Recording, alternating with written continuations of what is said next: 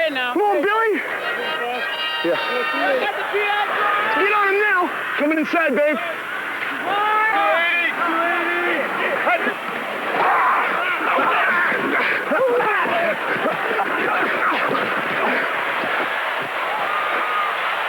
Come on!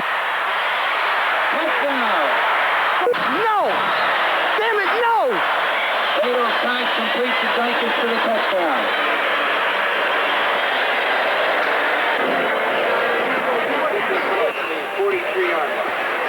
I can't understand. What the hell's going on back there? Hey, I can't believe that. You're the best in the business. I'm sincere about that. What's going on back there, Butch? What happened? I can't understand it. Left wide! Bobby! Come on, bring it back! Can't understand. It all comes with experience, you know? It was unbelievable, as Lyle Alzado and the Denver Broncos saw 1971 become a nightmare of broken dreams. And now proud men must take a painful walk back to the beginning.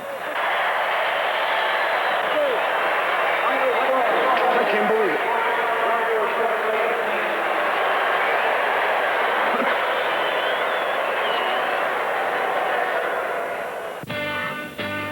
At the dawn of the 71 season, it was obvious that Denver had assembled the most talented group in its history. Let's go, Big O! Game number 1 against Miami strengthened that concept. Behind an offensive line that would afford the best protection in Denver history, quarterback Don Horn thrilled the first of 7 straight standing room crowds at Mile High Stadium by moving the team confidently and consistently.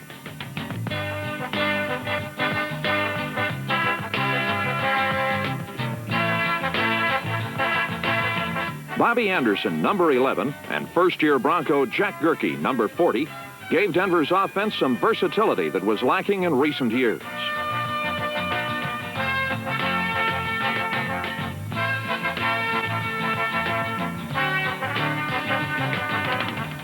The Broncos took the lead on snub-toed Jim Turner's field goal. The offense was moving, and Floyd Little made a great opening bid on his first 1,000-yard season.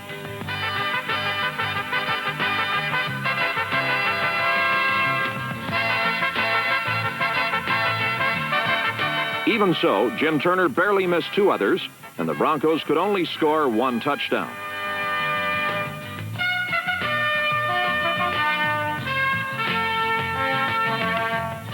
Horn threw perfectly to rookie Dwight Harrison near the goal line, and Denver led 10-3. Although the Dolphins tied the game on a late pass to Paul Warfield, the 10-10 tie was a good beginning against a title-contending team. One of the Broncos' perennial weaknesses has been the lack of consistently effective quarterbacking. At the beginning of the season, Don Horn looked as if he would be the provider. In Game 2 against the Packers, Don was carrying over his success against Miami. Melding the bursts of Floyd Little with accurate passes, the Broncos finessed their way to the Packers' 6-yard line.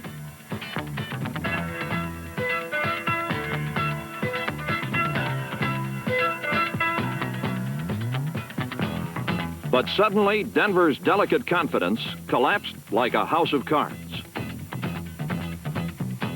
Interceptions and other mistakes turned the game's momentum permanently into the hands of the Packers, and the Broncos were trumped, 34-13.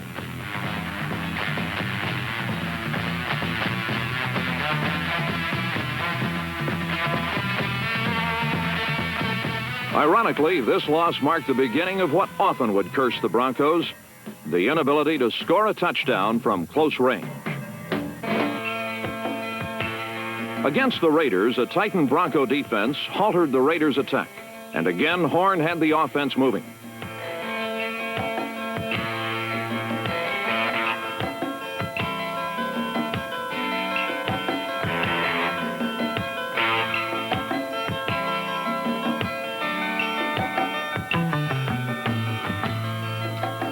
For lack of one more block, Floyd was stopped at the 9, and Denver settled for a field goal.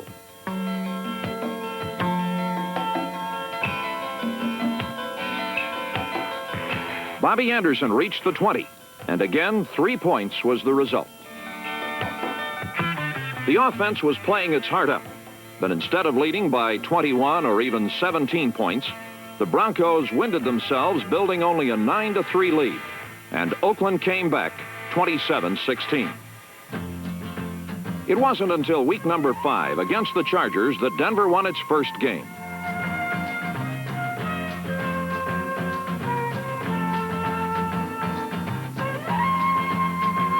Jack Gerke recovered a fumble at the 3-yard line, and Bobby Anderson plunged in for a lead Denver never relinquished.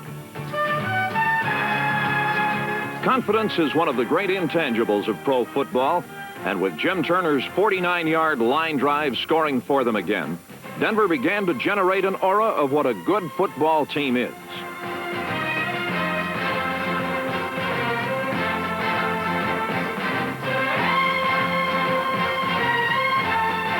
After 5 games in 1970, the Broncos were in first place. And although playing just as well in 1971, they were tied for last. This was another of the ironies of the 1971 season. Montana going, and it's a touchdown. This is ESPN Classic. Montana has done it again. One day in the town of Mess, a neat thought struck Mr. Hutch. It's time to get organized. I think I'll use a Brother P-Touch. So from room to room he went, labeling on the run. Files, videotapes. This is not work, it's fun. Fine wine, nails, so very much. There was no end to what could be P-Touched. For P-Touch labeling caught on street after street. And now the town of Mess is simply the town of neat. Brother P-Touch at these neat locations. Sure, my old job gave me a paycheck, but it didn't give me much else. So I called ITT Tech. I always liked electronics, and with their help, I was able to turn what I like to do into what I'm paid to do.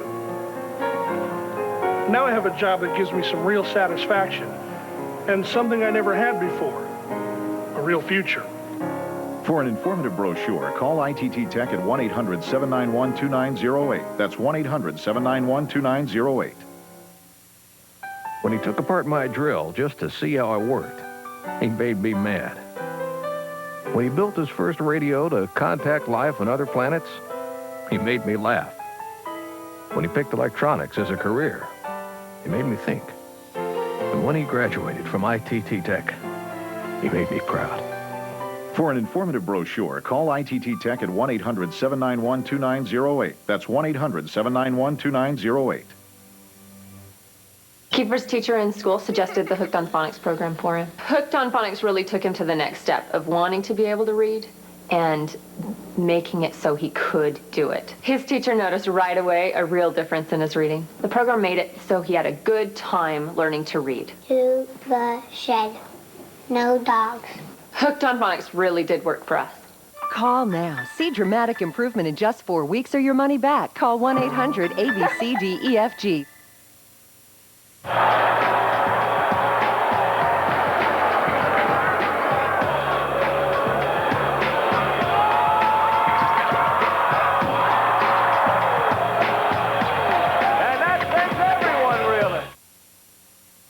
If the Broncos must go back to the beginning in 1972, at least they bring with them the steps taken forward in 1971. A strong offense is one that can do several things well.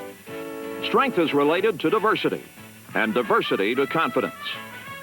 And while Denver did have difficulty scoring, the Bronco offense was more confident and diverse than ever before.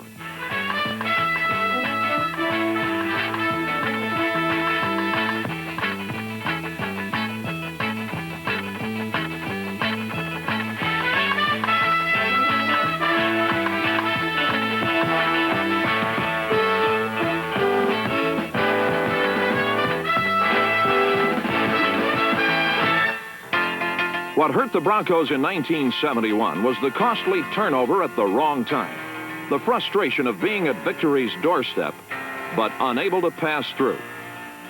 The Bronco offense did take several steps forward during the year. The next one must be from field goals to touchdowns. In order to take that step, the Broncos must remain healthy. Quarterback Don Horn and center Larry Kaminsky were lost for half the season. You need it right? Be able to go back in? I don't know. I can if I have to. Guard Mike Schnitker and others were continually nagged, and the bitter taste of defeat choked the strong and drained even the young. these realities put considerable pressure on Denver's premier defense, and they responded. Stand. 25 yards, first down. Stand. 25-yard line. Stan, do you think we could use I could use a 48 text change machine? All he's doing is coming way out like this on me. I'm going to call the next I know I could beat him. Hey, babe. They're going to hold him. They got to hold. They can't stop us, babe. That's it. Let's go. Intercepted by Rick Redmond. Come on, babe. 50, weak dog Willie. Okay, babe.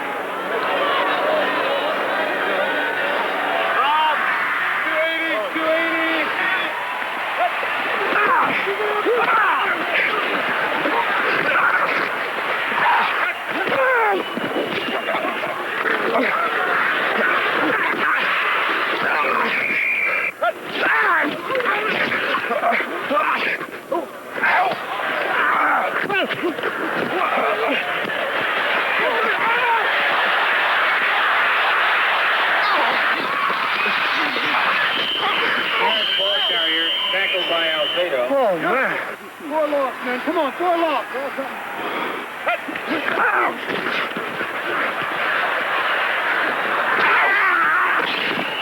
How you doing, baby? Yeah, we're coming outside.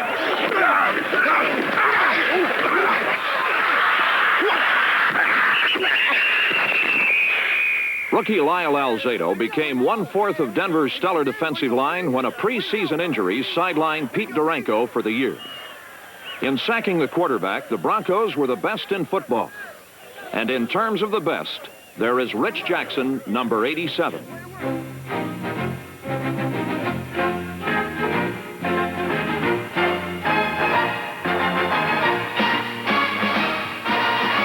But even Rich could not escape the injury plague that swept through Denver.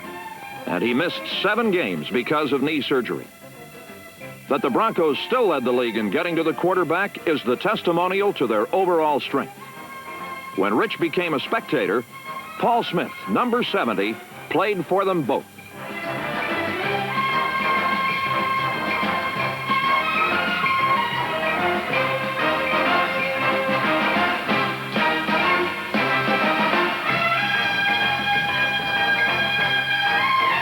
Because of injuries, Paul and Dave Costa, number 63, played 4 positions between them. Yet the Bronco front 4 retained its reputation as one of the most feared in the game. With support from Tom Domris, Carter Campbell, and Jerry Inman, opposing quarterbacks were dumped 44 times.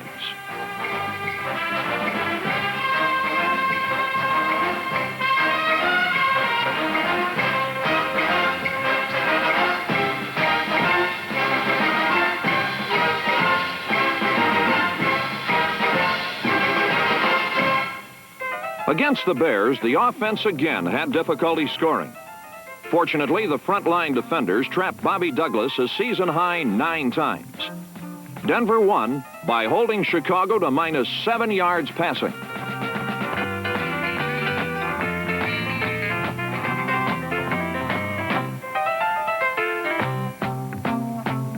This game also displayed another step forward by the defense in 1971. They forced more turnovers than ever before. Denver linebackers intercepted 8 passes, an improvement of 8 over 1970. The secondary allowed fewer touchdown passes and the fewest yards passing in Denver history. The quartet of Leroy Mitchell, Charlie Greer, Bill Thompson, and George Sames acquired a ravenous appetite for the football.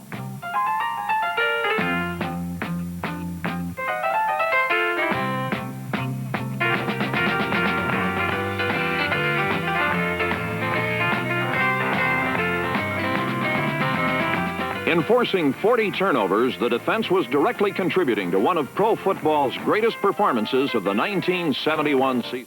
From the moments that defy gravity to the moments that define history, from the sweet pang of memory to the smiles of an autumn afternoon, the story is In Focus, the unparalleled documentary series from ESPN Classic.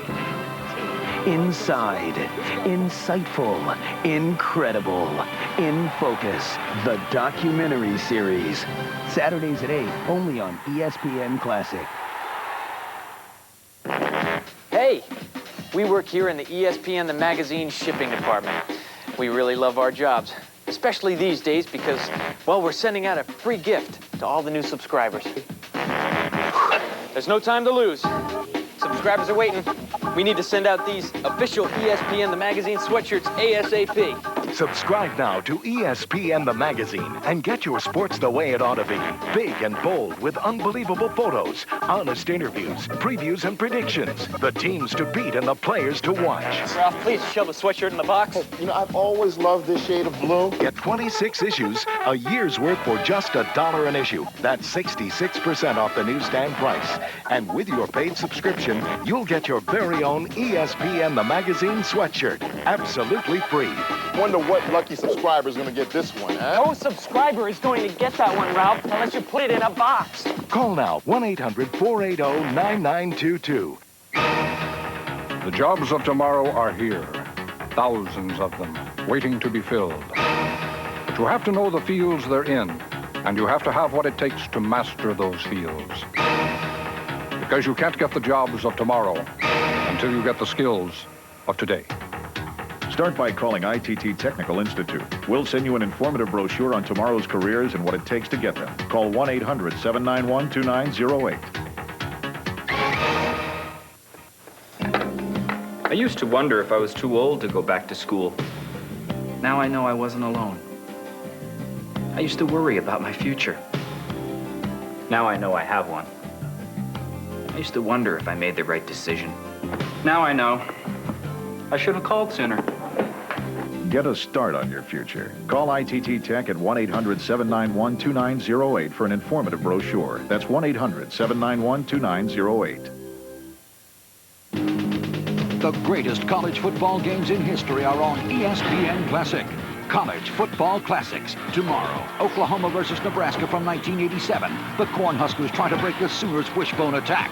Auburn versus Florida from 1994. The undefeated Tigers tackle the top-ranked Gators. One night, two classic games. Oklahoma at Nebraska, Auburn at Florida. College Football Classics. Tomorrow, only on ESPN Classic. Be there.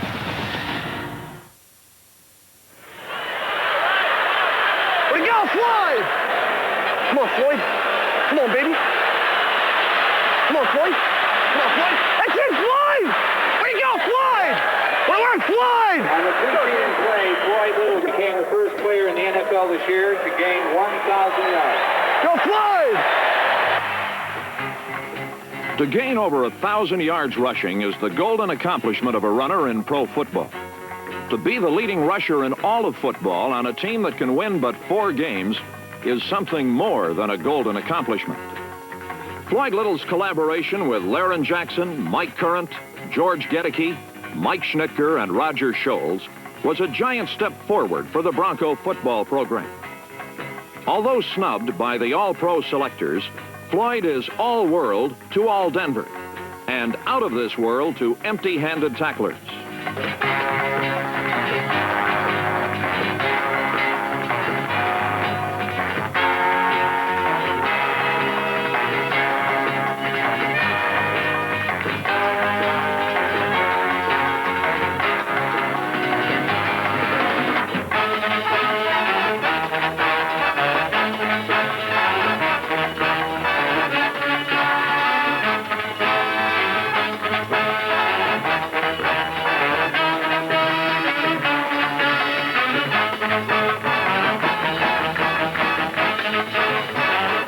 .133 yards and 6 touchdowns is impressive, and no one could have been more impressed than the Pittsburgh Steelers.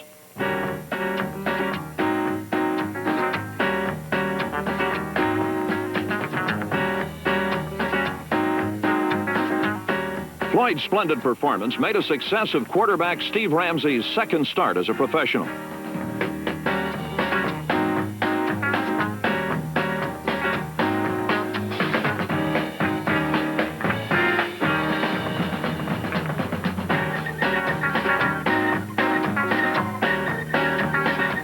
Denver parlayed their strengths into victory.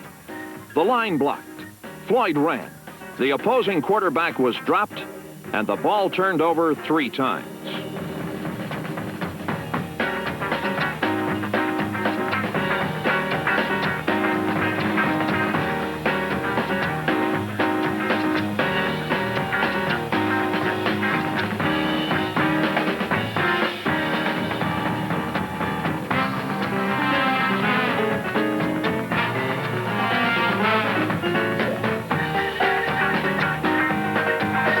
The difference in winning this game 22-10 was that the Broncos scored when they had to.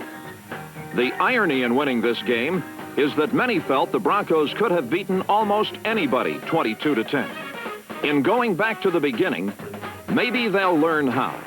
This was pointed out by the game in Philadelphia. Again, the Broncos were dominating the game.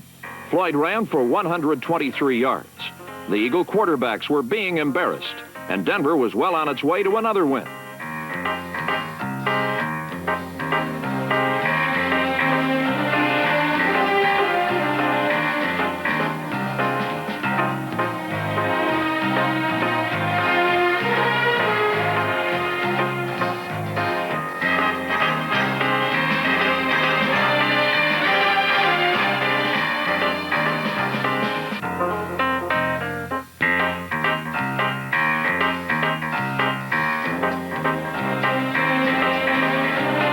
However, these fine performances were spoiled when a pair of lapses allowed the Eagles 2 cheap touchdowns.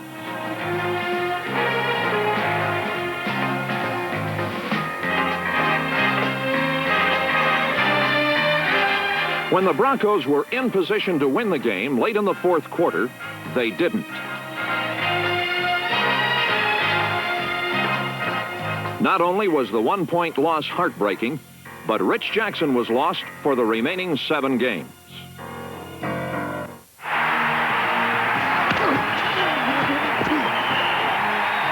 Hi, I'm Nick Bonacani, and this is ESPN Classic. One day in the town of Mess, a neat thought struck Mr. Hutch. It's time to get organized. I think I'll use a brother P-Touch. So from room to room he went, labeling on the run. Files, videotapes, this is not work, it's fun.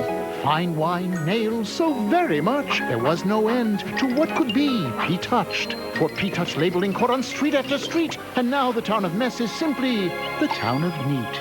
Brother P-Touch at these neat locations. This is what a sentence can look like to a child struggling to read. I can't read. Now there's a solution. The new Hooked on Phonics, a simple 3-step reading system where children see it, say it, then read it. It's so effective 9 out of 10 parents say it works. Call for a free brochure. Order right now and get 2 free bonus gifts. The colorful My First Dictionary and our special writing kit, a $33 value, yours free. Call now, 1-800-ABCD-EFG, 1-800-ABCD-EFG. This is ESPN Classic. After the loss to the Eagles, there were few in Denver who would have thought the Broncos had much of a chance against Detroit.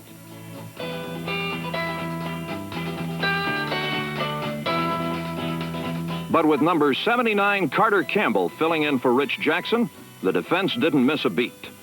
The talented Lions were shut out during the first half while the Broncos methodically ground their way to a 10-0 lead.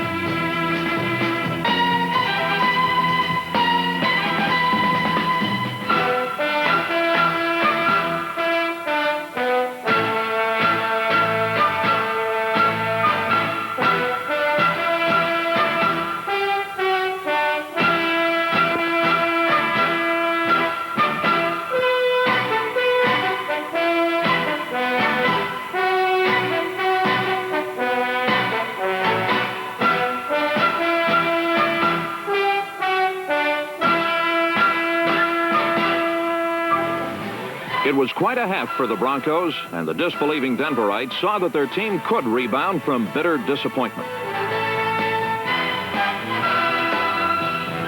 As complete as the Broncos' performance was in the first half of this game, 1971 was still the year of irony.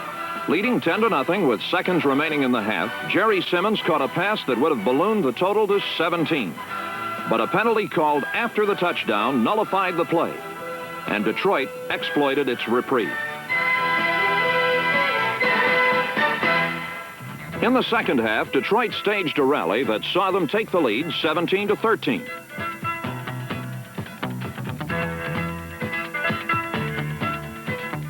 But Denver scored again on a run by Bobby Anderson with 10 minutes left in the game.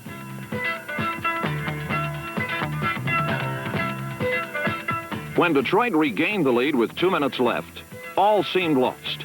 But it was a poised Bronco offense that saved the clock while covering 60 yards.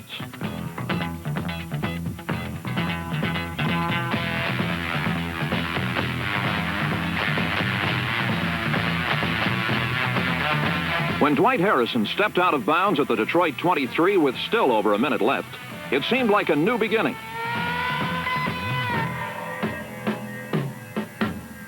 Instead, a fumbled snap turned it into an all-too-familiar ending.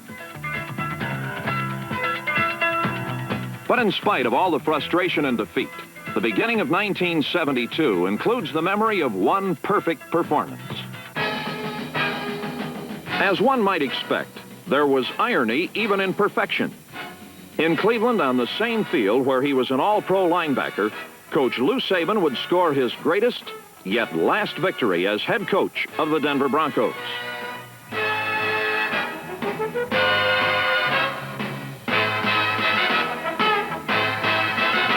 Manifesting all their diversity and confidence, the Denver offense set 2 club records. Don Horn threw sparingly, while Floyd Little, Bobby Anderson, and tight end Billy Masters contributed to a record 280 yards rushing. In addition, the pass protection was perfect as Denver controlled the ball for the opening 10 minutes in driving 92 yards to a touchdown.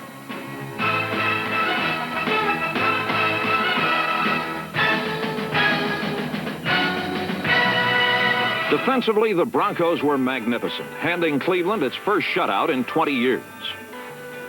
The defenders set 3 team records while holding the Browns to 60 yards in total offense.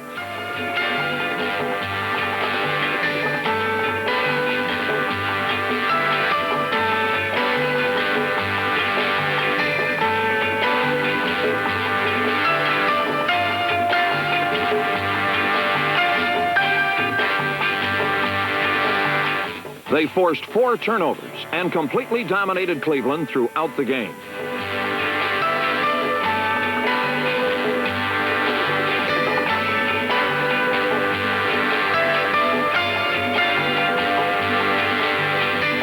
Floyd Little himself outgained Cleveland's vaunted rushing offense 113 yards to 24. And Denver was on its way to a smashing 27-0 victory.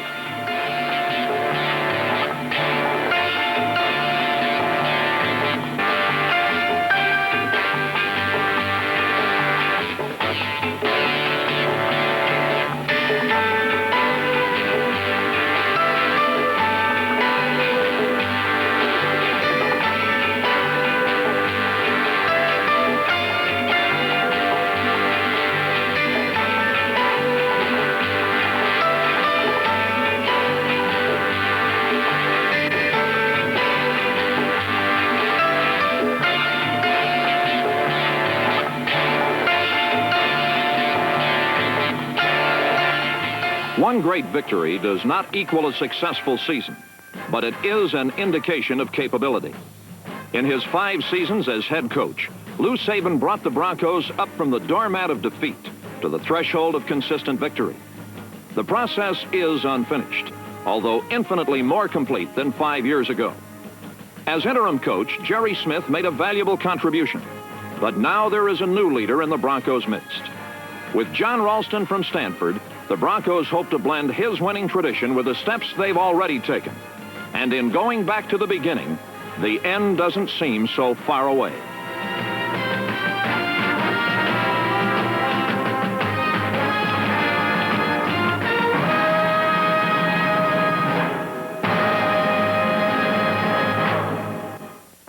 ESPN Classic, the Classic Sports Network, the Classic Sports Network.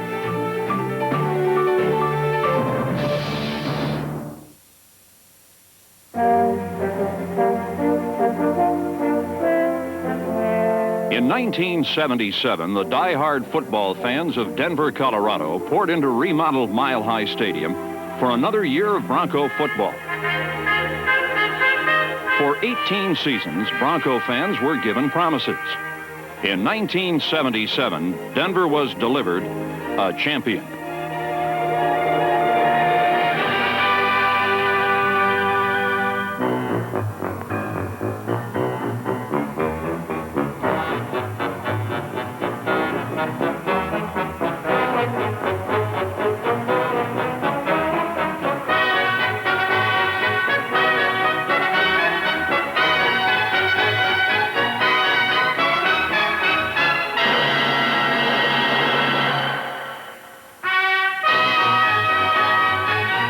Nobody believed they could do it.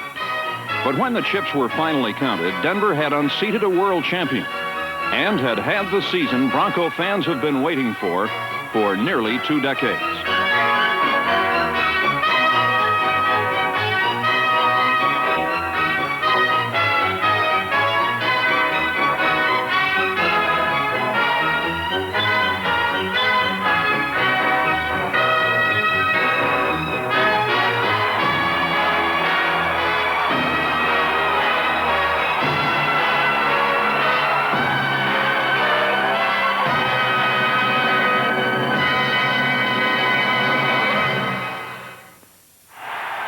This is ESPN Classic. One day in the town of Mess, a neat thought struck Mr. Hutch. It's time to get organized. I think I'll use a brother P-Touch. So from room to room he went, labeling on the run. Files, videotapes. This is not work, it's fun. Fine wine, nails, so very much. There was no end to what could be P-Touched. For P-Touch labeling caught on street after street. And now the town of Mess is simply the town of neat. Brother P-Touch at these neat locations. Gordon, right? Yes. Have you ever worked with anything high-tech? No. Thank you for the resume. But we're looking for someone with More education. Some experience. Good luck to you. What you don't know can hurt you. So let ITT Tech help. Call 1-800-791-2908 for an informative brochure. That's 1-800-791-2908. Next. The jobs of tomorrow are here. Thousands of them, waiting to be filled. But you have to know the fields they're in, and you have to have what it takes to master those fields. Because you can't get the jobs of tomorrow until you get the skills of today. Start by calling ITT Technical Institute. We'll send you an informative brochure on tomorrow's careers and what it takes to get them. Call 1-800-791-2908. This is what a sentence can look like to a child struggling to read. I can't read. Now there's a solution. The new Hooked on Phonics, a simple 3-step reading system where children see it, say it, then read it. It's so effective 9 out of 10 parents say it works. Call for a free brochure. Order right now and get 2 free bonus gifts. The colorful My First Dictionary and our special writing kit, a $33 value, yours free. Call now, 1-800-ABCDEFG, 1-800-ABCDEFG.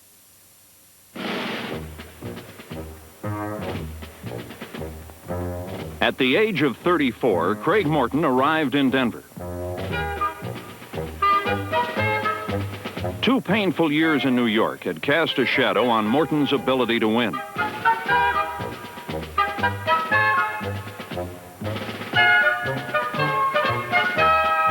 But the heartache of New York was behind him. In Denver, his new teammates made him welcome. He became the starting quarterback, and he found new peace of mind in religion, all of which contributed to the Craig Morton revival.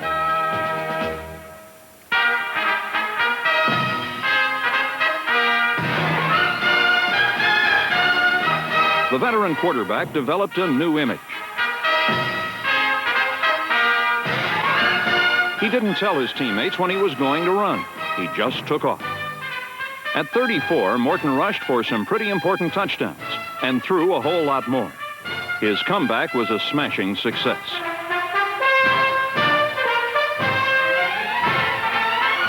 And Craig Morton owed a debt of gratitude to the man who made it all possible.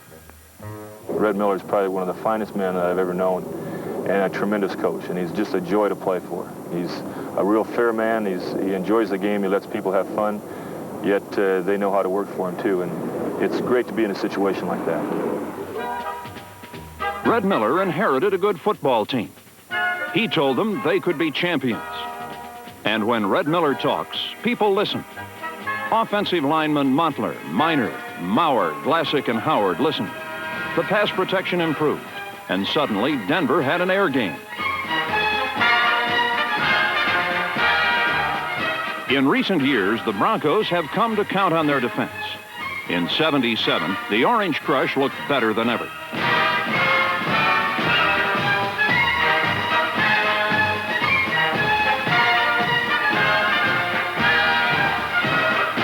Denver knocked its first 4 opponents silly and coasted into October undefeated. Could the Broncos really be champions? Denver went on the road to find out.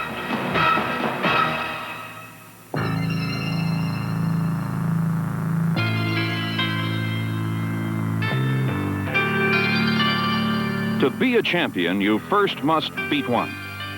And the Orange Crush had a game plan for the Oakland Raiders.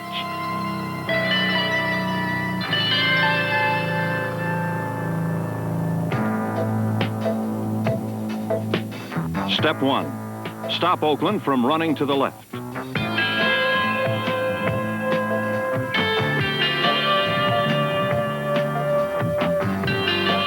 Step 2, put a little heat on the snake.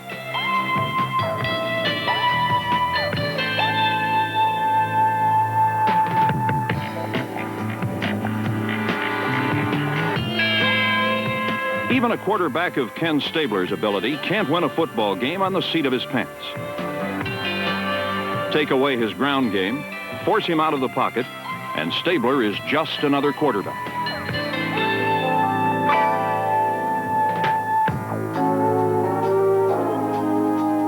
Denver picked off 7 Ken Stabler passes, 3 alone by number 59, Joe Rizzo. More interceptions than Stabler usually throws in a month. Stabler in the end zone, rolling to his right, looking a flag down as the pass is intercepted at the 15th. Returned for a touchdown by Lewis Wright. There was a flag in the end zone, which may be holding. Lewis Wright in the end zone as he picked that ball off on the near sidelines near the 20-yard line, and the Broncos have scored. Could Craig Morton and the offense hold up their end? And it's Perrin starting to the right. He is at the 15th. He's at the 5. He'll score. Lonnie Perrin on a 17-yard run. He just scooted around the right end and in, and the Broncos take the lead. Morton is back. He's 2 for 3. He's looking, steps to the side, throws the pass. Touchdown, Riley Odom. A 10-yard touchdown pass. Craig Morton to Riley Odom. 42-yard try by Turner. Ball is down. It's a fake. Weiss looking, throwing, Turner wide open, catches the ball at the 15.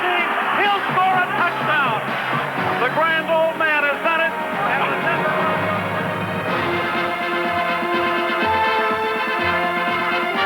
The Denver Broncos overpowered the Oakland Raiders, knocked them from the ranks of the unbeaten, and took sole possession of first place in the AFC Western Division. Just maybe the Broncos could be champions.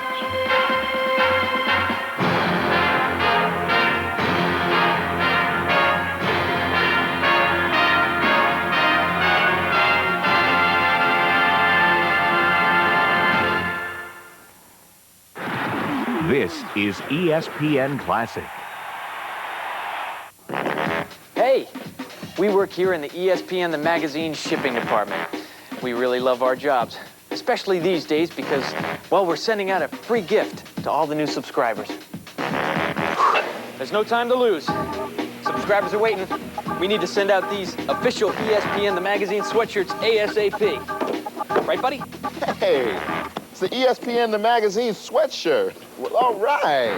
Now's a great time to subscribe to ESPN the magazine because we're sending every new subscriber this official heavy-duty ESPN the magazine sweatshirt, absolutely free with your paid subscription. Hey, Wally. Hey, picture me working out in this great sweatshirt, man. Oh, it's got the ESPN the magazine logo right up front. That's great, Ralph. Please shove a sweatshirt in a box. I've always loved this shade of blue. Oh, and it's an extra large, so it even fits me. Hey, it looks pretty good on you, too.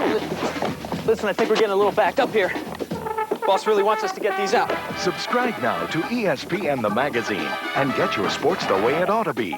Big and bold with unbelievable photos, honest interviews that'll surprise you, previews and predictions, the ins, outs, and insights that give you our take on the teams to beat and the players to watch, plus regular reports by your favorite ESPN personalities. Call now and get 26 issues, a year's worth for just $1 an issue. $1 an issue. That's 66% off the newsstand price. And with your paid subscription, you'll get your very own ESPN the magazine sweatshirt free.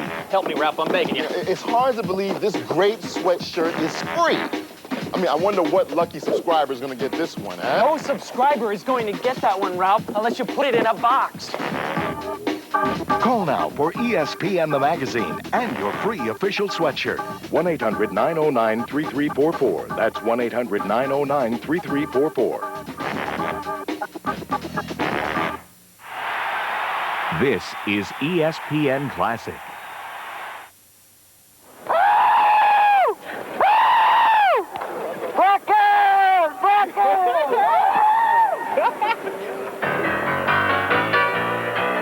After Denver beat the Raiders, a trip to Mile High Stadium would never be quite the same.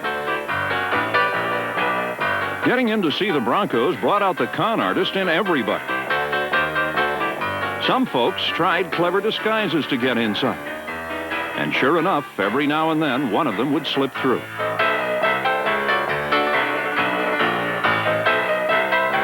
Yes, sir, anybody old enough to wear pants could see that something most unusual was happening here in Denver. The locals had a name for it: Broncomania.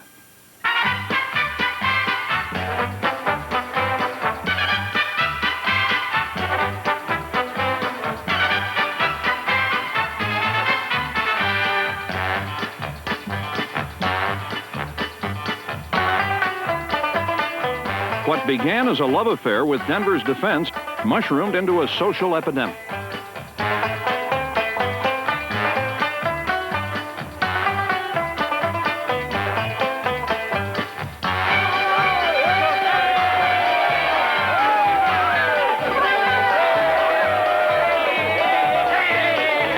Standard dress for a Broncos game included something orange. If you didn't have it on when you got there, you'd better get it on before kickoff.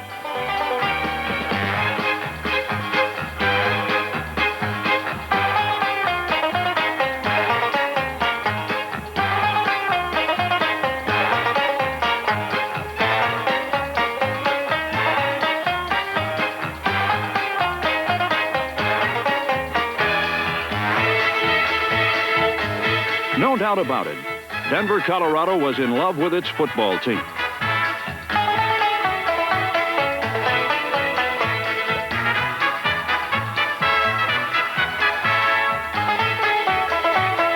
Would the Broncos ever lose again? Why, out here in the West, them's fighting words.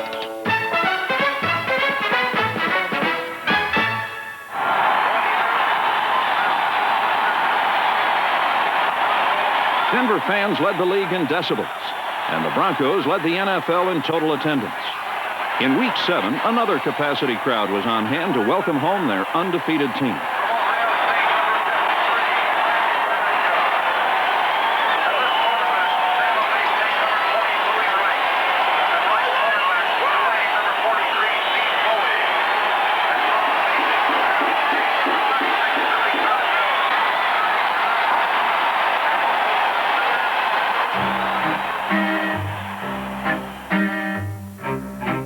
Unfortunately, Broncomania also had its enemies.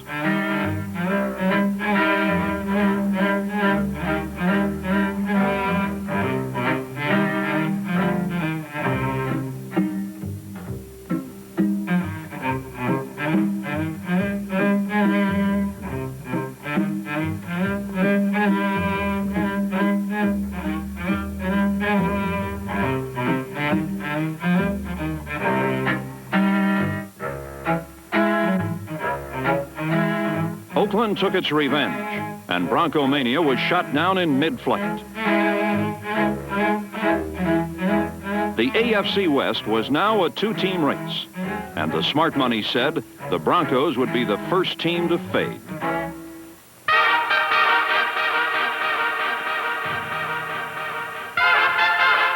The schedule was one of the league's toughest. Could the Broncos really be champions? The time had come to see what this team was made of. Time for the big push. Every unit was expected to contribute. Every unit did. The special teams contributed Rick Upchurch, whose 1977 punt return yardage was the second highest single-season total in league history, and whose 167-yard performance in Week 8 erased the Pittsburgh Steelers. Veteran Jim Turner and rookie Bucky Dilts handled the kicking, and bomb squatters Schultz, Maples, Hyde, Payne, Egloff, Schindler, Turk, and Jensen had to hustle. Otherwise, their services might not be needed.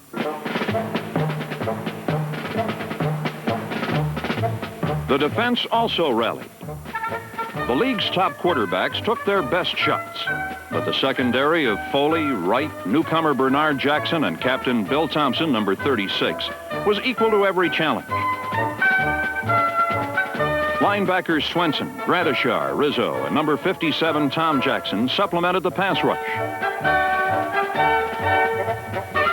But Chavis, Manor, Carter, Smith, Grant, and Alzado didn't need a whole lot of help. 5 Bronco defenders made All-Pro, and the rest deserved at least honorable mention.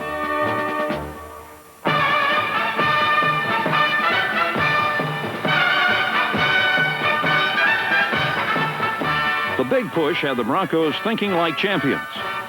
A 4th down pass with less than 2 minutes to play was the clincher in San Diego.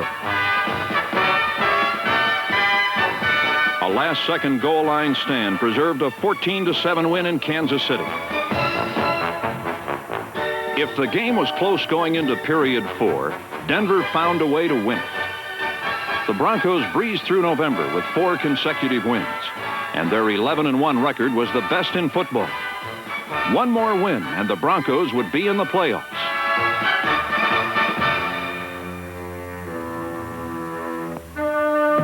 But by now, Denver's growing reputation was preceding them into every foreign stadium. No longer could the Broncos sneak up on unsuspecting foes. That final win was going to be a tough one to get, but the big push needed it to be a success.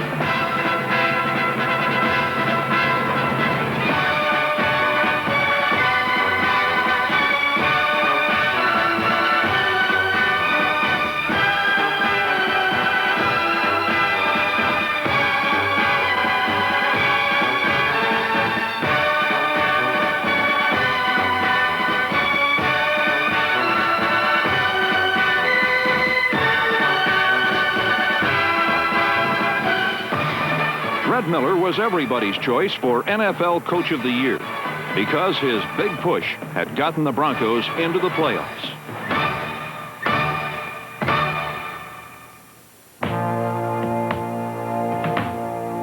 Later that night, the Broncos returned home.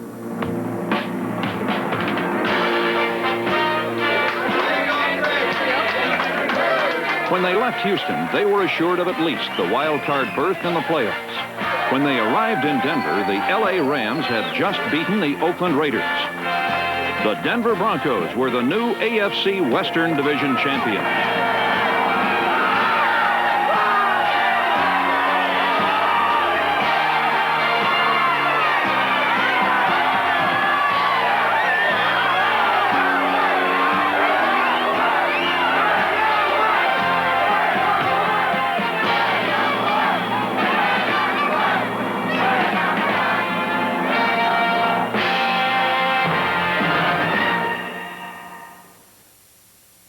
Hi, this is Barry Switzer, and this is ESPN Classic.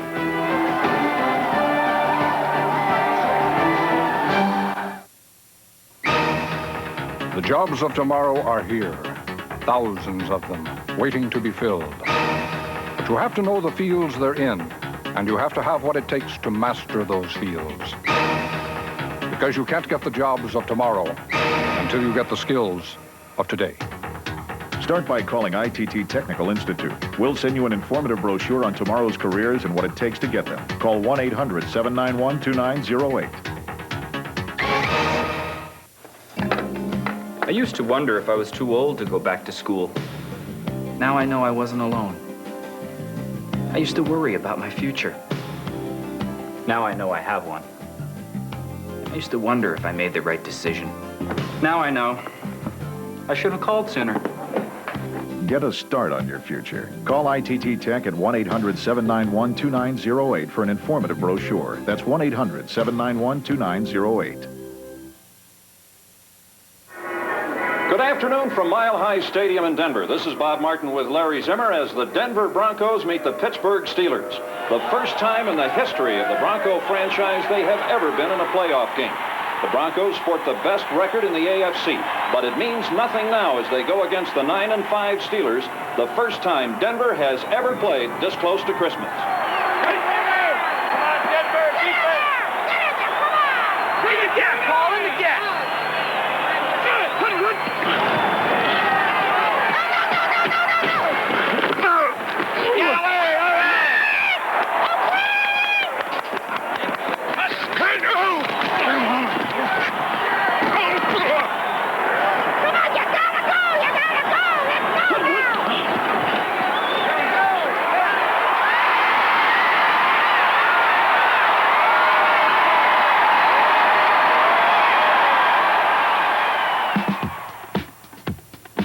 Afternoon became evening.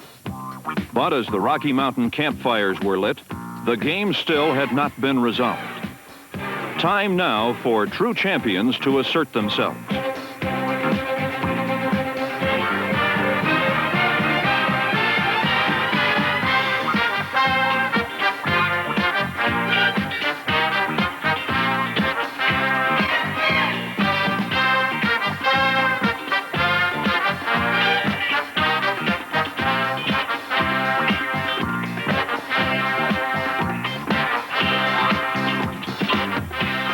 Tom Jackson's 2 fourth-quarter interceptions were nice, but Red Miller warned his club that their slim lead was vulnerable, and the playoff season Steelers were aching for another chance.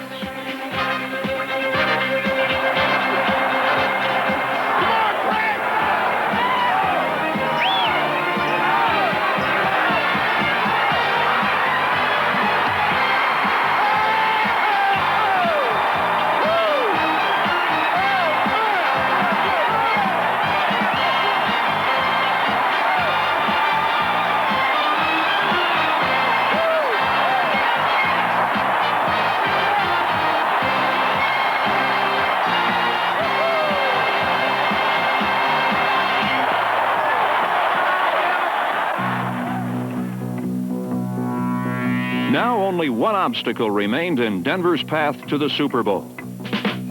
The AFC Championship was on the line, and the Orange Crush knew exactly what they had to do.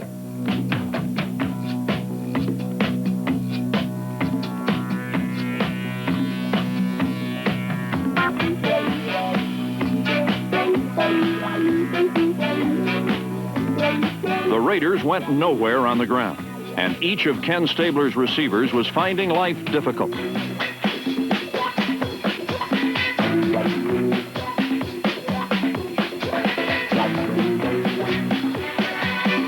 Second-year cornerback Steve Foley buried Cliff Branch. Gradishar and company punished Fred Bolitnikoff. And Bob Swenson wore tight end Dave Casper like an overcoat.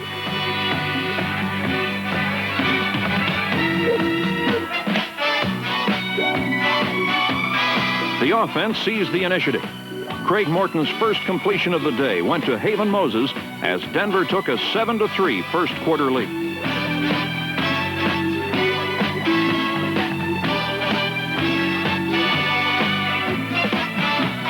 Then, early in period 4, the M&M connection struck for the clincher.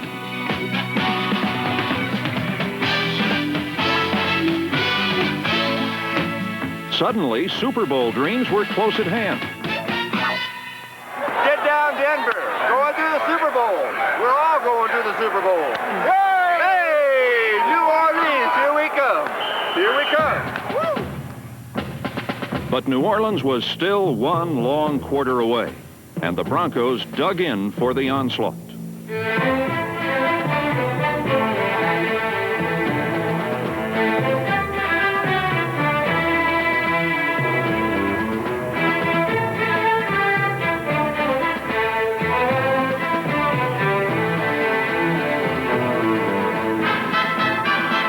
The Broncos needed only one more first down to run out the clock.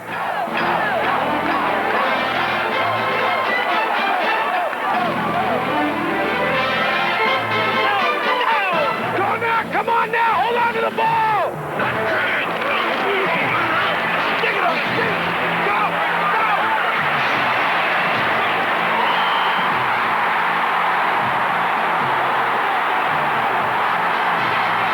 Broncos at the 39 have a first down, jumping up and down on the sidelines. The fans respond. Listen to this crowd. The Broncos on the field. It is over. The miracle has happened. The Broncos are going to the Super Bowl.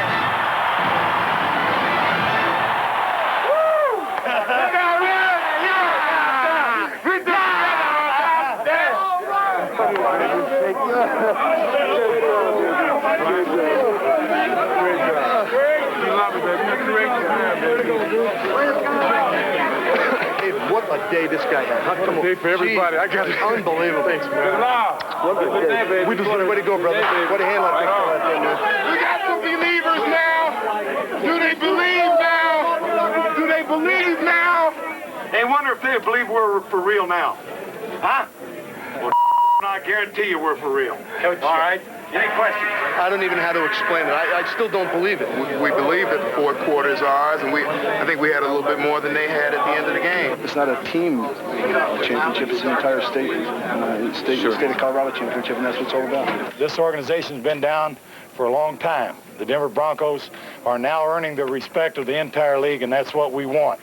We want to be known as a good team, as a good football team, which we are. And we're going to go on from here, we hope.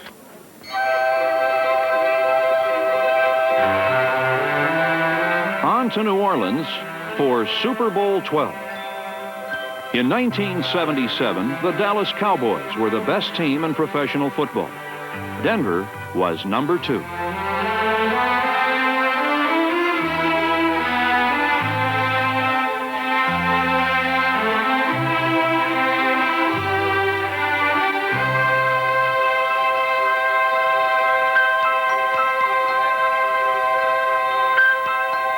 But one disappointing evening in New Orleans does not tarnish a season of unbounded success.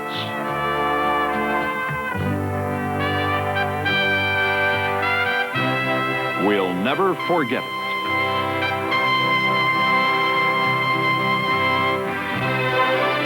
A rookie head coach told you to think like winners. And so you told a defending champion you were going to take away his title. Then you went out and did it.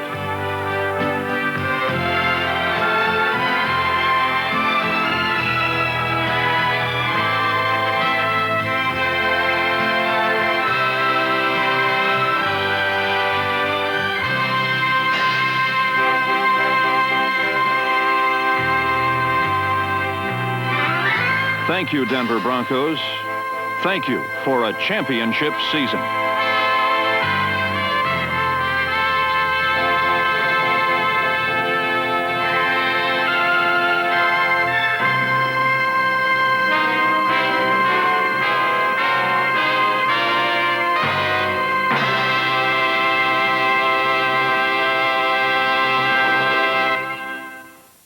ESPN Classic, the Classic Sports Network.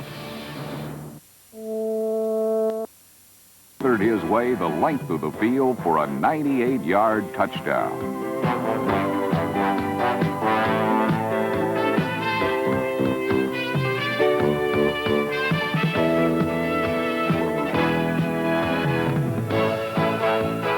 Anderson has been a Charger for only a month since coming over from the USFL, but he is quickly establishing himself as one of the finest all-purpose backs in the NFL.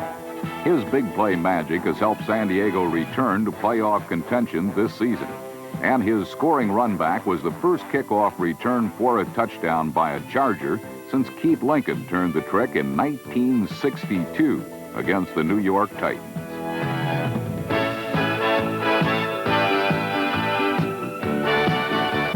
The play of the special teams on both sides would turn out to be the deciding factor in this divisional matchup.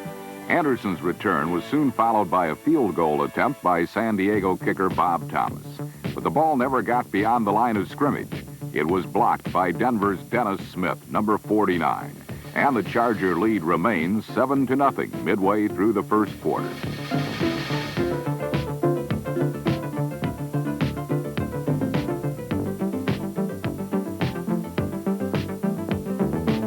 San Diego had a chance to extend that lead when they resorted to some offensive razzle-dazzle.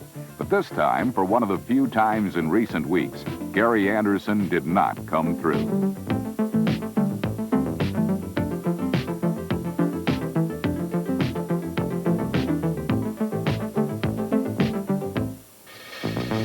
Anderson's drop turned out to be important, for on the next play, Fouts did something he usually doesn't do. He forced the ball into double coverage, and it was intercepted by Louis Wright, number 20.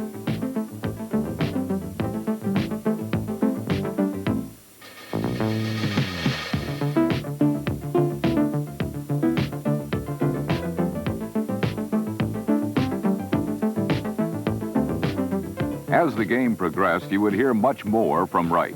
But for now, his theft gave the Broncos offense excellent field position at the San Diego 44-yard line. In 1985, both John Elway and the entire Denver offense have been inconsistent. Elway has become a big play quarterback, capable of unleashing long touchdown bombs at any moment, but he has yet to develop the consistency that produces sustained drives. Now, with the ball already in Charger territory, Elway effectively used the short pass to get Denver into the end zone.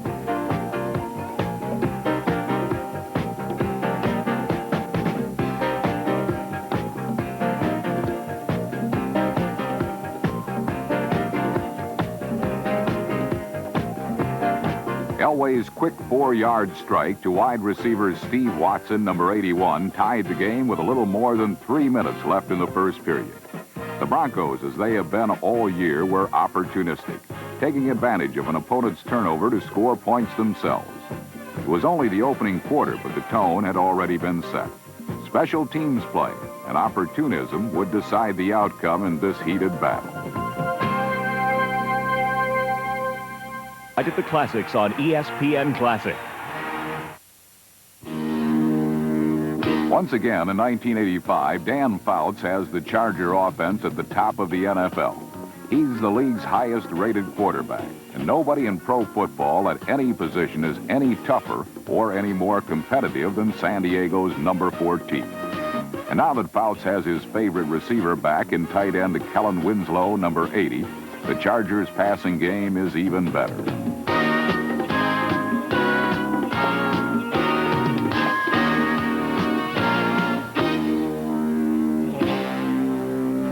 But strangely enough, Fouts appeared rattled by the Denver defense, and he threw his second interception of the opening quarter when Randy Robbins, number 48, picked off this sideline toss.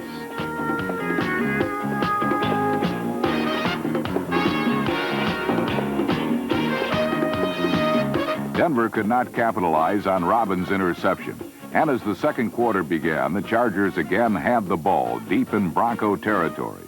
This time, the result was a score, a 6-yard pass from Fouts to number 26, Lionel James.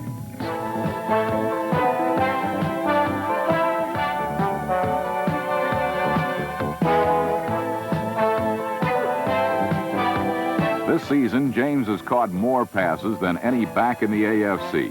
And his 11 catches in this game against Denver marked the second week in a row that the NFL's all-purpose yardage leader had 11 receptions.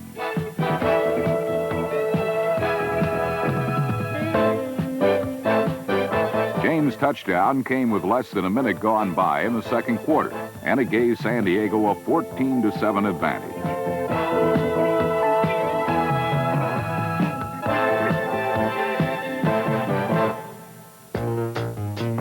With the Chargers nursing that 7-point cushion in the second quarter, their defense took charge. San Diego's defense has been the butt of many jokes in recent seasons, but in the last couple of weeks, they have performed much better, and the Broncos got a first-hand look.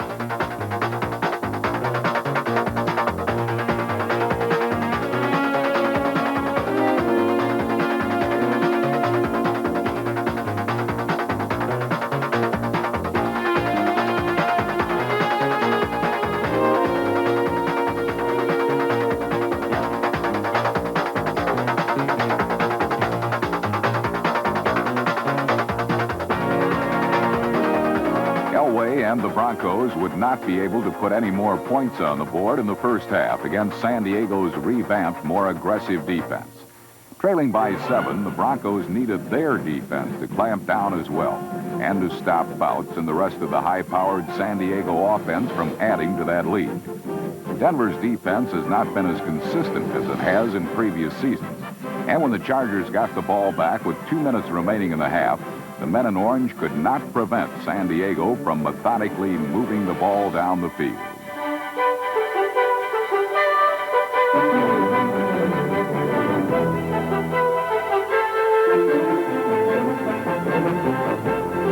The Chargers used their little man, the 5'6", 170-pound James, to maximum effect, throwing short but effective screens to number 26.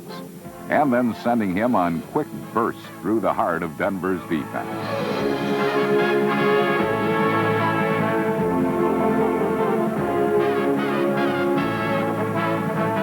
The Chargers marched into field goal range with less than a minute remaining, and then left it up to kicker Bob Thomas to add 3 points to their lead. But Thomas's 41-yard attempt hit the upright and fell no good. It was a fitting ending to a first half that did not turn out the way most expected. In a game featuring Elway and Fouts, offense, surprisingly, was not that much of a factor. Defense and special teams play were the main ingredients in a first half that ended with the Chargers ahead, but certainly not in command.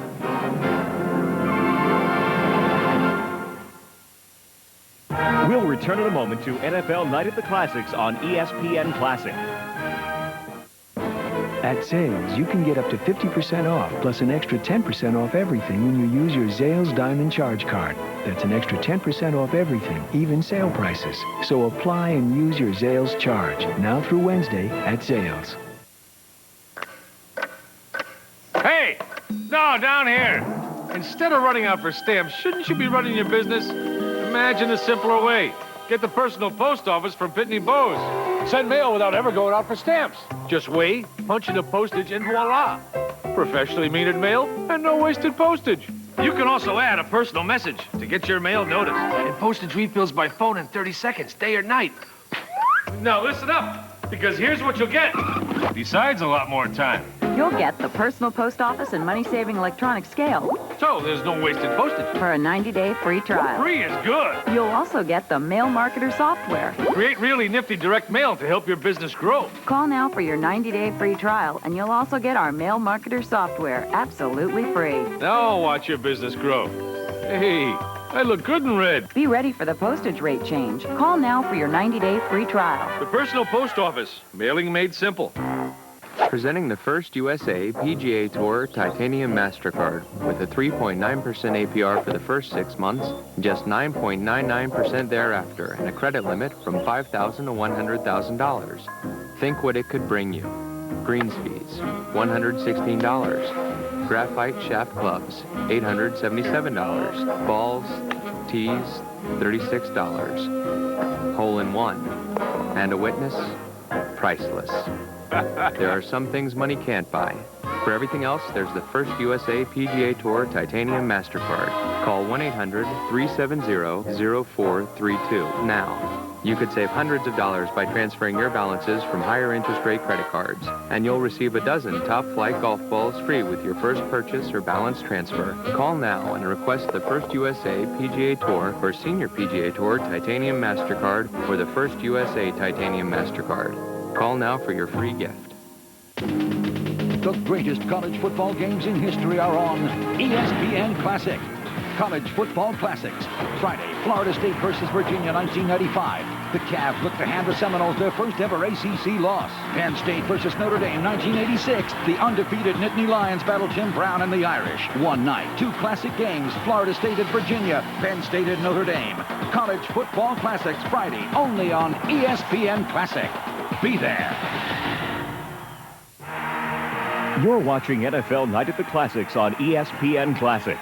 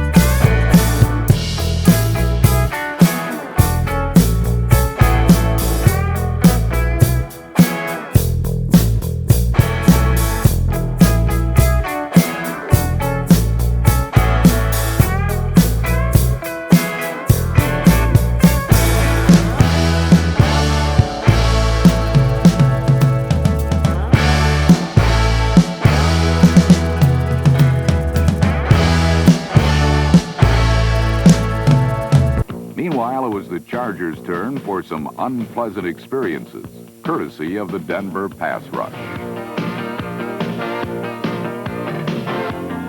Number 77, Carl Mecklenburg, gave Dan Fouts a little reminder to vote for him when Pro Bowl balloting gets underway next month.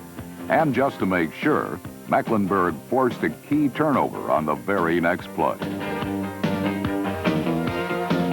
Number 68, nose tackle Reuben Carter recovered the fumble, and the Broncos had the ball on the Chargers' 14. But the San Diego defense was able to postpone a Broncos score for at least a moment when Charger nose tackle Chuck Ian, number 78, dropped Elway in the backfield. But as the fourth quarter began, Denver tied the score with a quick burst from number 33, Gene Lang. Lang, Denver's short yardage connoisseur, was in a rather buoyant mood with his touchdown, but he'd be even more pleased a few moments later. For on the very next series, the Chargers lost the ball again deep in their own territory.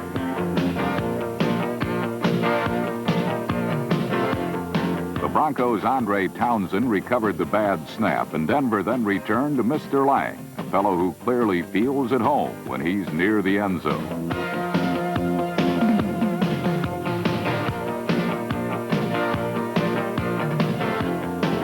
Lang swept left end for 15 and then polished off the short drive with his second touchdown in less than a minute of play.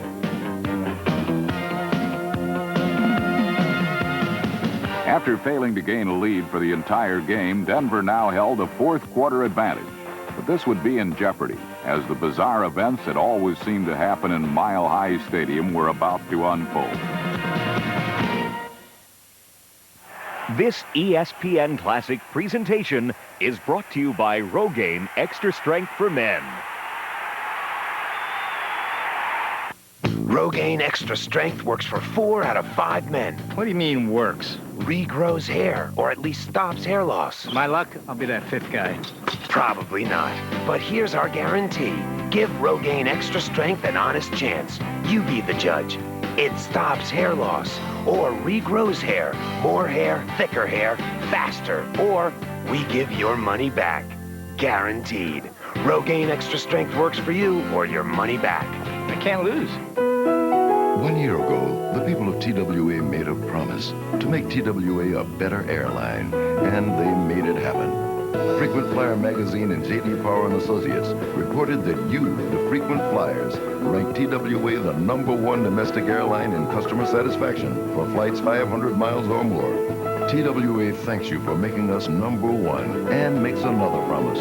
We will continue to get better for one important reason. We want to be your airline.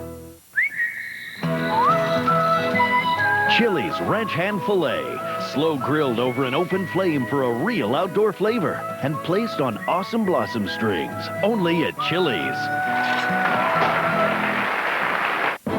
At Zales, you can get up to 50% off, plus an extra 10% off everything when you use your Zales Diamond Charge Card. That's an extra 10% off everything, even sale prices. So apply and use your Zales Charge, now through Wednesday at Zales. You're confident that you can beat Zara. Confident I can whip all of them. This ain't nothing new. My image has been confident. We're just trying to make it look like something new for. I'm always confident I can whip all of them. You're being extremely truculent.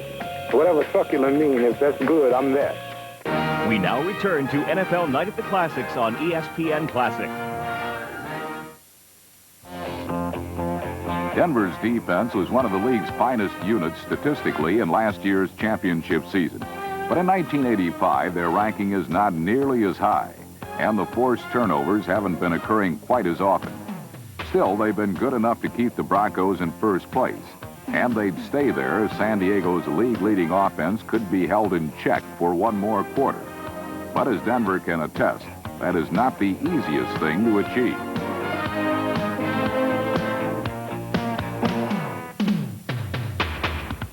Bounce passes to Lionel James and Charlie Joyner fueled a drive into Denver territory, as the Broncos couldn't stop a team they knew would be passing on nearly every down.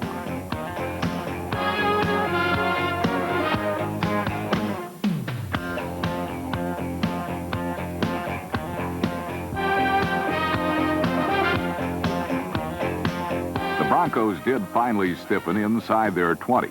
So San Diego settled for a Bob Thomas field goal. The conversion drew the Chargers closer, but Thomas's role in the game would grow even larger just a few minutes later.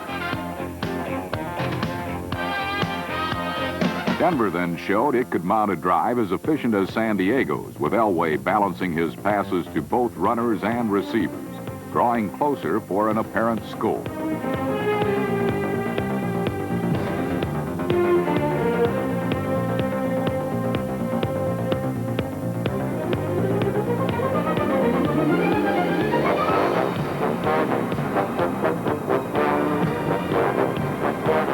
Just when Denver appeared ready to take it in, Charger linebacker Woodrow Lowe, number 51, sacked Elway, then intercepted an errant pass to end the Bronco threat.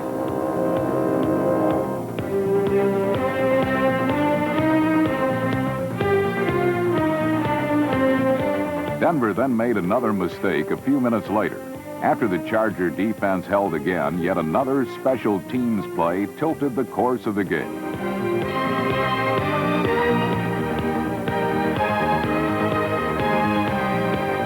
Number 20, rookie Wayne Davis blocked Chris Norman's punt, and the Chargers had the ball deep in Bronco country with about 2.5 minutes to play. From there, it didn't take long for San Diego to reclaim the lead, thanks to a slashing score from fullback Tim Spencer. The Chargers have been living dangerously all year long and seem to be surviving again this time against the Broncos.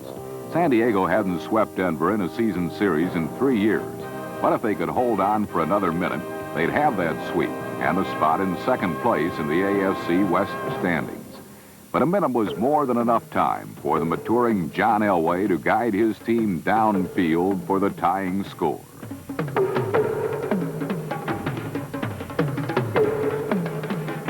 Vance Johnson's tightrope catch was ruled complete, and then Elway crossed up the pass-conscious Chargers with a draw to running back Sammy Winder.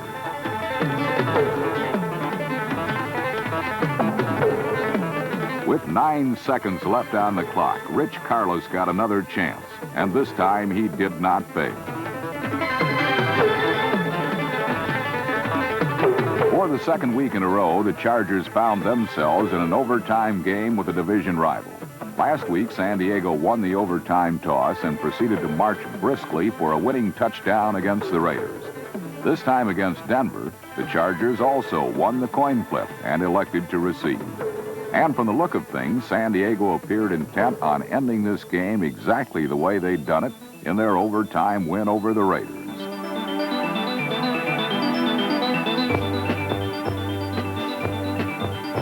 Lionel James picked up key yardage, and Dan Fouts hit on timely completions to put the Chargers deep into Bronco territory. But now the scenario changed.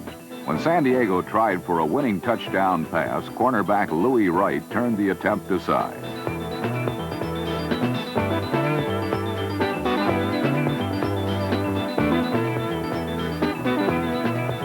But Wright was just warming up. His legend continued to grow when on 4th down, the Chargers went for a game-winning field goal.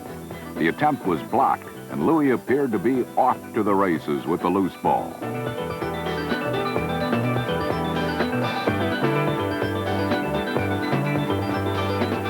Unfortunately for Denver, Wright was stopped in his tracks. Someone on the Broncos had called a timeout, so the block did not count. After the dust settled, the Chargers tried it again.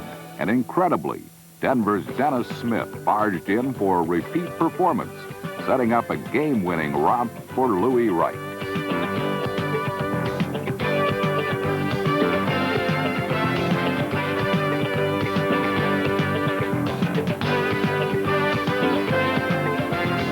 The 60-yard run back was one of the greatest plays in Wright's illustrious 11-year career. Denver had a 30-24 overtime victory without even running a play. In a contest where the kicking game was so important, it was fitting that the affair ended with the biggest special teams play of all. But this is becoming a regular occurrence with games in Denver. Mile High Stadium is now the NFL mecca for weird plays and wild occurrences. But the Broncos and their fans love them. After all, such events made them division champions in '84. And right now, Denver is still alone at the top in the rugged AFC West.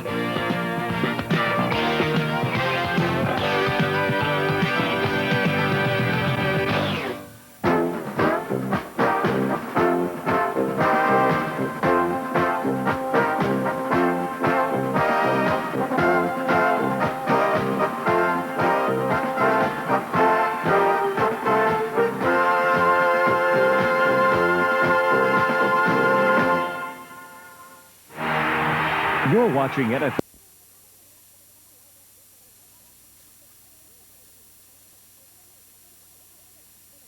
Benefit players of all ages and ability levels and make a valuable addition to any coach's library and a great gift. At just $29.95, call now. ESPN Classic is going inside the film vault with Al Bernstein. I'm here in the largest boxing library in the world for Big Fights Boxing Hour. Tuesday, you're ringside for a look at Joe Louis.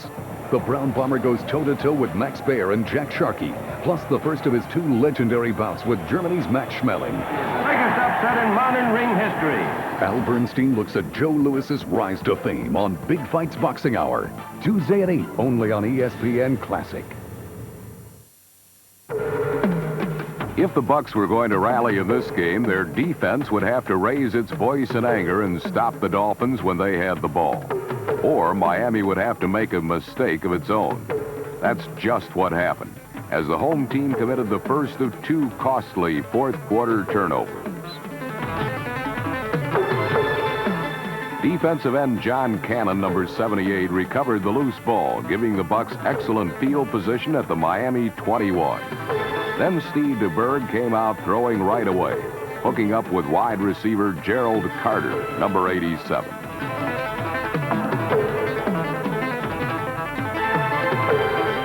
DeBerg then returned to a favorite motif of his on this day, seeking out and finding Jimmy Giles for yet another touchdown to trim the Miami lead to 10.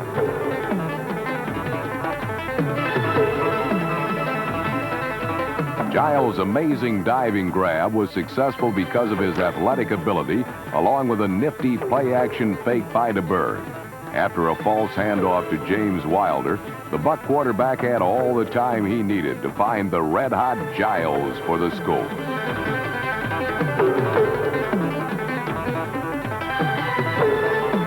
It was now 38-28 Miami, but time was beginning to become a factor. Tampa needed another big play from its defense, and they soon got it. This time it didn't stem from a Miami miscue, but rather a heads-up play by linebackers Cecil Johnson and cornerback Jeremiah Castile. Together they collaborated on the Buccaneers' first and only pass interception of the game.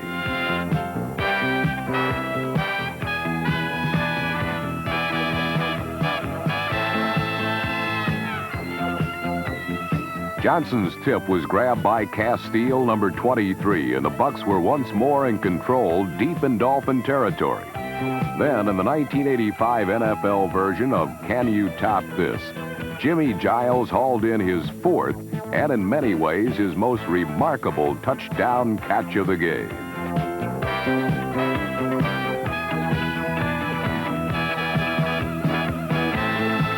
Jimmy juggled, then barreled his way over all obstacles to complete the scoring play.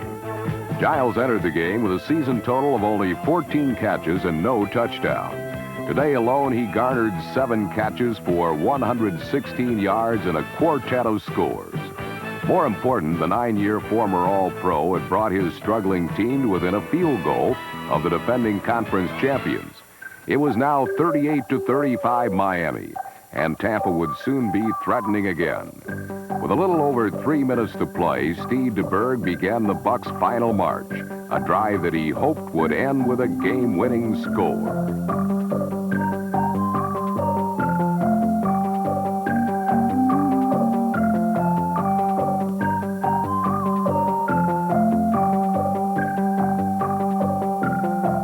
After scrambling for a first down, DeBerg fired 2 straight passes to Kevin House, completions that contributed to the 365 aerial yards for the Buccaneer passer. But Miami stiffened inside its 30, so Tampa place kicker Donald Igwebike stepped up and buried one from 38 yards.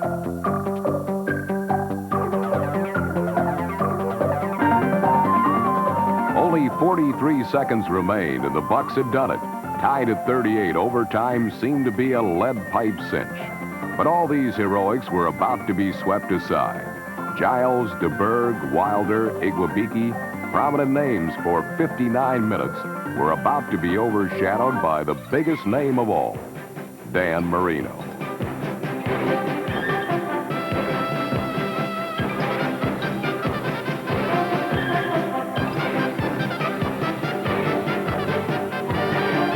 In the final moments, Marino fired 3 clutch completions, 2 of them to Tony Nathan. And with 11 seconds left to play, kicker Fuad Ravez launched a 43-yard field goal that would climax one of the most exciting games of 1985.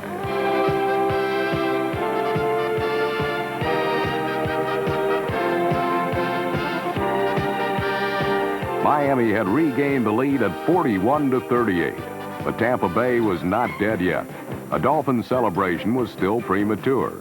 The Bucs had come off the floor so many times already that it seemed appropriate for DeBerg and company to fire one last salvo over the Dolphin broadside before surrendering. With 6 seconds to go, DeBerg heaved a 57-yard bomb that scared the wits out of the Dolphins and their fans.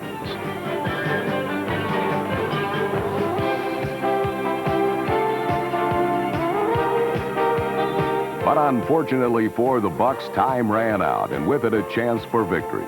Miami had prevailed 41-38, And the greatest irony of all was that Tampa Bay had now played its third straight courageous game against the league powerhouse, only to lose. And by day's end, the hard-luck Bucks remained the only NFL team without even a single victory to its name.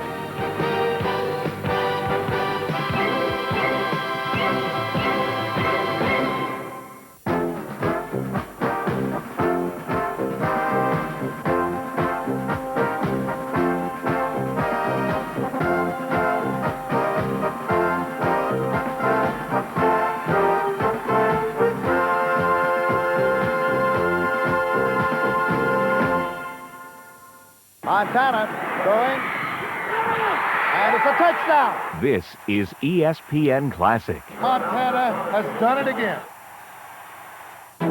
This week on Shap One-on-One. You passed for 4,000 yards, which no one had ever done in the history of football before that. And we didn't even know about it. Some heroes need no introduction. Folks out there that says, hey, Broadway, you know how you doing? When your resume reads like his. Oh, look how bad his knees are. Knees. My knees weren't nearly as bad as my hamstring. Name it. Shap One-on-One. Tuesday night at 7:30, only on ESPN Classic. So you're ready to go back and play another couple of seasons?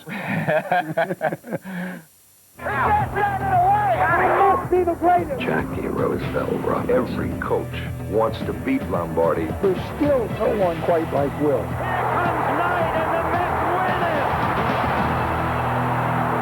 We had this football team, the Washington Redskins, under our control for nearly 56 minutes. And then on one play, you see control start to fly out the window. They were down 14-0. If we kicked the field goal, the point spread would have gone 3 more points up to 17-0. But instead, at that point where the ball was snapped and the place kick was mishandled and your Premian ends up with the ball and you see him rambling around trying to decide what to do with the ball. And the worst thing he could have done of everything was what he did, was attempt to throw it and then erratically having the ball bounce off of his shoulder pads and knock it up in the air and into the hands of, I believe it was Mike Bass. And Mike Bass takes it all the way for a touchdown, and you know that the Redskins are going for the onside kick, and you know that they are the best at that. So it seemed like that dream of ours was slowly starting to slip out of our hands after all of that work. After the commitment, the hard work, the dedication, and the sacrifice, and getting to this point where we had the ball game in control, now it was slowly getting out of our hands. We did not begrudge Garrow, or we didn't treat him ill or anything. You know, we were elated that we got the onside kick and got control of the football again, and then we had an opportunity to control our own destiny from that point, which was to run out the clock.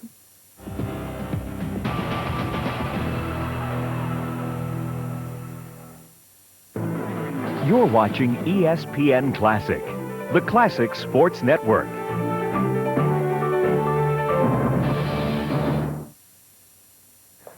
I'm Al Troutwig, and welcome to Classic Sports Reflections in Gold. For almost 50 years, Bud Greenspan has been the premier filmmaker and chronicler of the Olympic Games. These are some of his stories.